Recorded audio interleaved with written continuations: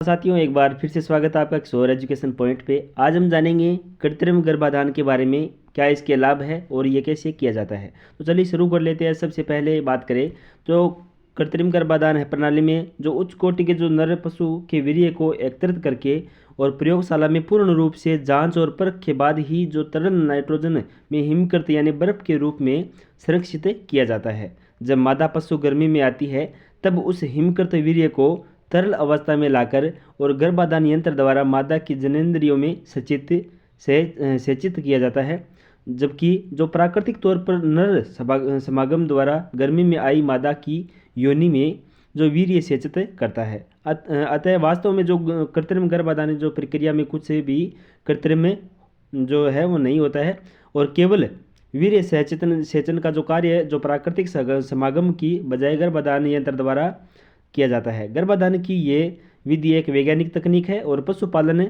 जो व्यवसाय में कृत्रिम गर्भाधान विधि ने एक बहुत क्रांतिकारी परिवर्तन किया है। और अब बात करें आगे इसके कि इस विधि में पशुओं की नस्ल जो है सुधार एवं दूध उत्पादन में तीव्र गति से वृद्धि हुई है और पशुधन के जो विकास के हेतु अब तक इस विधि में अच्छी कोई अन्य तकनीक नहीं है। वास्तव में नस्ल सुधार हेतु इस जो अति उपयोगी वैज्ञानिक विधि का इसके अलावा कोई विकल्प नहीं है। अब बात करते हैं कि पशु कृत्रिम गर्भाधान के लाभ क्या क्या है।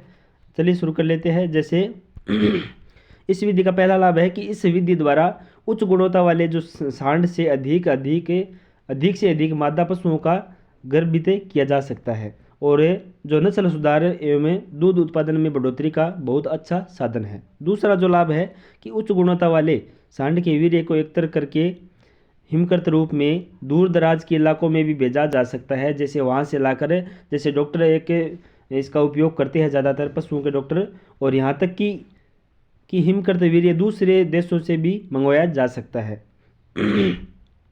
जिससे मनचाहे सांड की संतान विश्व के किसी भी देश में पैदा किए जा सकती है। उच्च गुणवत्ता के सांड है वो हर स्थान पर उपलब्ध नहीं होते, लेकिन इसका जो हिमकृत वीर्य है यानी बर्फ के रूप में जो वीर्य होता है वो किसी भी स्थान पर उपलब्ध कराया जा सकता है। अब जो तीसरा इसका लाभ है कि वो सांड के वीर्य को एकत्रित करके उसे प्रयोगशाला में विभिन्न जो बीमारियों एवं गुणवत्ता के लिए जांचा जाता है और इस प्रकार के प्राकृतिक समागम द्वारा फैलने वाली बीमारियों से मादा को यानी जो पशु में जो मादा है उसको बचाया जा सकता है। चौथा इसके लाभ है कि जो पशुपालन को सांड के पालने एवं रख रखाव का खर्च वहन नहीं करना पड़ता है और इसके अलावा जो हर 3-4 वर्ष बाद सांड को बदलकर वंशानुगत बीमारियों को रोका जा सकता है। इन ब्रीडिंग का खतरा नहीं होता है और नज़दीकी जो रिश्ते के जो हिमकृत वीर्य की जो उपलब्धता के कारण अलग अलग सांडों के वीर्य द्वारा गर्भाधान कराया जा सकता है।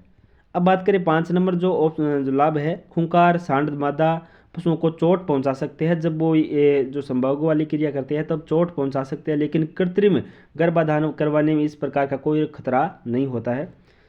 छठा इसका लाभ है कि गाँव में अक्सर सांडों की संख्या सीमित होती है और यदि एक गांव में एक ही दिन में 50-60 मादा पशु गर्मी में आ जाने के कारण यानी इस क्रिया के लिए करने के तैयार होती है, तब अगर सभी प्राकृतिक समागम द्वारा गर्भित नहीं कराया जा सकता है यानी प्राकृतिक द्वारा इसका गर्भधान है वो नहीं कराया जा सकता है।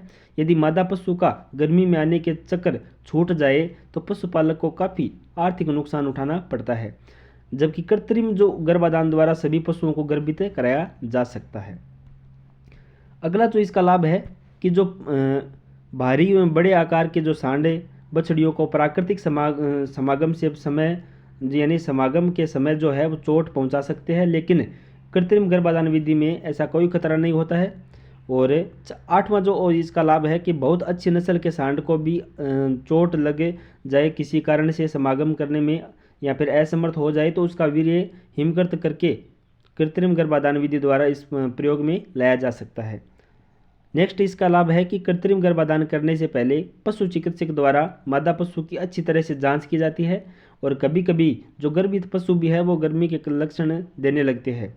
ऐसे पशुओं को सांड के पास ले जाया जाए तो सांड समागम कर लेता है, तो जिससे जो गर्भ है वो पहले वाला वो गिर सकता है, जिससे कि पशुपालक को अनावश्यक रूप से नुकसान हो जाता है।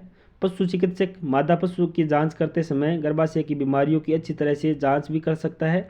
इस प्रकार से रोगग्रस्त मादा पशु का उचित उपचार समय पर रहते किया जा सकता है। अगला जो इसका क्या लाभ है कि कृत्रिम गर्भाधान का, कि कृत्रिम गर्भाधान का जो रिकॉर्ड रखना बहुत आसान होता है। पशु का पूरा वंशानुगत रिकॉर्ड रखा जा सकता है कि कब इसका जो है कृत्रिम गर्भाधान किया गया था।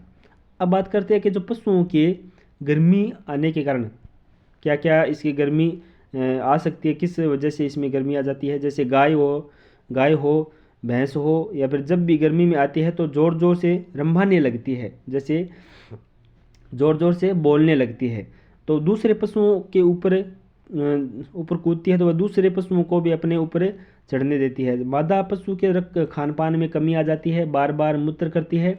इसके अलावा योनि का जो रंग है वो लाल हो जाता है, लेसरदार द्रव योनि से निकलने वाले लगता है। मादा बार बार अपनी पूंछ को हिलाती है जब वो गर्मी में आती है। यदि ऐसे समय पर गाय और भैंस को सांड जोटे के पास ले जाया जाए तो जो पशु है वो शांत होकर खड़ा हो जाता है, समागम को तैयार रहता है। पशुओं में गर्मी लक्षणों की शुरुआत ज़्यादातर सुबह के समय होती है। यदि समय पर जो भेड़ियों जोटियों में जो यानी गाय और भैंसों में गर्भाधान न कराया जाए तो पहले जो व्यांत तक उसकी आयु ज़्यादा होगी। इसी तरह यदि गर्मी के लक्षण समय पर न देखे जाए तो एक व्यांत में दूसरे व्यांत के बीच अंतर बढ़ जाता है। इस प्रकार पशुपालक को बहुत आर्थिक नुकसान होता है। और कुछ भैंसों में जो गूंगा आमा शांत गर्मी होती है, ऐसे पशुओं को जो गर्मी के लक्षण स्पष्ट नहीं होते, इन पशुओं को प्रातःकाल यानी सुबह और देर शाम को जरूर देखें। ऐसे पशु जब बैठते हैं तो योनि से लेसरदार गाढ़ा तरल पदार्थ चिपका हुआ मिलता है, निकलता हुआ दिखाई देता है। अब बात करते हैं गर्भाधान का उचित समय क्या है। कि मादा पशु में गर्मी के लक्षण शुरू होने से लगभग 12 घंटे पश्चात कृत्रिम गर्भाधान का करवाना उचित है। जब ऐसा गर्मी आने के बाद 12 घंटे के पश्चात जो कृत्रिम गर्भाधान करवाना आवश्यक होता है। यदि पशु में गर्मी आने के लक्षण सुबह दिखाई दे तो शाम को कृत्रिम गर्भाधान कराया जाए। यदि शाम को गर्मी लक्षण दिखाई दे तो अगले दिन सुबह इसका कृत्रिम गर्भाधान करवाना उचित होता है। कुछ पशुओं में 3-4 दिन तक गर्मी के लक्षण दिखाई देते हैं, तो ऐसे पशुओं को लगातार 2-3 दिनों तक कृत्रिम गर्भाधान करवाएं। ग्रीष्म काल में भैंसें गर्मी में कम आती है। भैंसें गर्मी में कम आती है, इसलिए भैंसों के व्यांत का मौसम भी गर्मियों के बाद ही शुरू होता है। गर्मियों में भैंसों को गर्मी में लाने के लिए विशेष उपचार किया जाता है। यानी अगर गर्मी में नहीं आते हैं तो उसके लिए क्या विशेष उपचार किया जाता है तथा कृत्रिम गर्भाधान द्वारा गर्भित करवाया जाता है। इस प्रकार से विशेष उपचार द्वारा पशुओं को समय अनुसार गर्भित करवाकर भी गर्मी के दिनों में दूध उत्पादन प्राप्त किया जा सकता है, जिससे पशुपालकों को काफ़ी जो है लाभ हो सकता है। अब बात करते हैं कि कृत्रिम गर्भाधान क्यों आवश्यक है। इनके लिए कुछ विशेष टिप्पणियाँ की गई है कि हमारे देश में जनसंख्या दिनों दिन बढ़ती जा रही है, आवासीय क्षेत्र तेजी से बढ़ता जा रहा है। इस प्रकार पशुओं के लिए खुली चारागाह लगभग समाप्त हो चुकी है, यानी खुले होकर चर सके ऐसी जो चारागाह है वह समाप्त धीरे धीरे हो रही है। पहले जो पशुओं को खुले चारागाहों में चराया जाता था उनके लिए साथ है वो सांड या जोटे भी रखे जाते थे और चारे की समस्या नहीं होती थी। लेकिन आज के दौर में पशुओं को लगभग खूंटे से बांधकर ही घरों में डेयरियों में रखा जाता है, जिसे सांड व जोटे रखना पशुपालन के लिए अनावश्यक बोझ बन जाता है। पशु जो कृत्रिम गर्भाधान विधि का जो विकास है होने के साथ साथ जोटे और सांड के जो रखने की जरूरत भी नहीं होती है।